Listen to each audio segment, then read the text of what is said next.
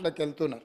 ఇవన్నీ కూడా కాంగ్రెస్ పార్టీ ప్రజల యొక్క అవసరాలను అన్నిటినీ దృష్టిలో పెట్టుకొని వాళ్ళు అడగకంటే ముందే వాళ్ళ అవసరాలు తీర్చాలన్న ఆలోచన మాకుంది. రాజేందర్ సచార్ కమిటీ వేయడం ద్వారా మైనారిటీ వర్గాలకు ఏ విధంగా మేము మద్దతు ఇవ్వాలనో ఆ విధంగా మద్దతు ఇవ్వడమే కాకుండా కాంగ్రెస్ పార్టీ అధికారంలో ఉన్నప్పుడు మైనారిటీలకు 4% రిజర్వేషన్ ఇచ్చి విద్యా ఉపాధి అవకాశాలలో వాళ్ళని ఆదుకోవడానికి ఉద్యోగ అవకాశాలలో మైనారిటీలకు 4% రిజర్వేషన్లు ఇచ్చిన చరిత్ర మాది.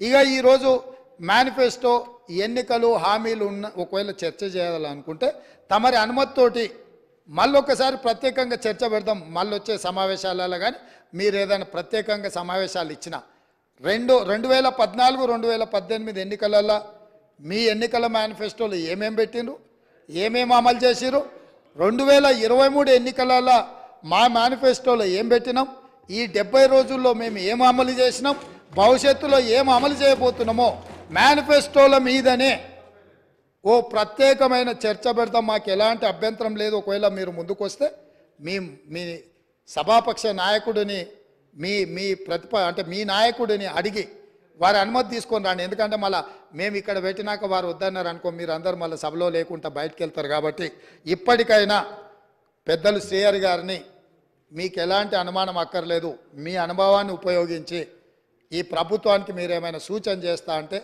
మిత్రుడు గంగుల కమలాకర్ గారు కూడా మొన్నటి వరకు మంత్రిగా ఉన్నారు. వారి అనుమానాలతో పాటు అనుమానాలను అడగడాన్ని మేము అభ్యంతరం పెడతలేము. మీ అనుభవంతో పాటు ఈ ప్రభుత్వానికి సూచన చేయండి. నా వైపు నుంచి సభాపక్ష నాయకుడిగా మా చిత్తశుద్ధిని మీరు ఎలాంటి శంకించాల్సిన అవసరం లేదు. స్వయంగా మేము ప్రభుత్వం ఏర్పడ్డ ఎంబడే మంత్రివర్గంలో మేము తీర్మానం చేసినాం నెల తిరగకంటే ముందే. ఈరోజు సభలో కూడా మేము ప్రవేశపెట్టినాం, మీరు అడగలే, మేమే ముందుకు వచ్చినాం. అంటే ఇక్కడ ఈ మంత్రివర్గ తీర్మానం కానీ సభలో ప్రవేశపెట్టిన తీర్మానం కానీ ఇవన్నీ స్వయంగా మేము ముందుకు వచ్చి చేస్తున్నాము.